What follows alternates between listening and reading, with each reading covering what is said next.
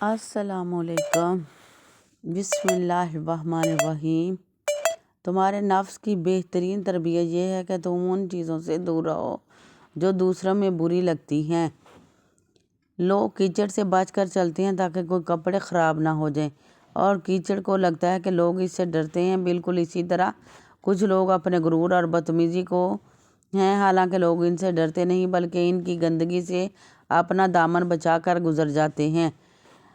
جس گھر کے دروازے پرندوں، جانوروں اور ضرورت مندوں کے لیے کھلے رہتے ہیں، اللہ اس گھر کے اپنے دروازے کبھی بند نہیں کرتا۔ پلیز میری اچھی باتیں صفیہ کو چینل کو سبسکرائب کریں، لائک کریں، شیئر کریں، اور پلیز ویڈیو کو لائک کر دیا کریں۔ ویڈیو آسانی سے نہیں بنتی، بڑی مشکل سے بنتی ہے۔ اوکے، اللہ حافظ۔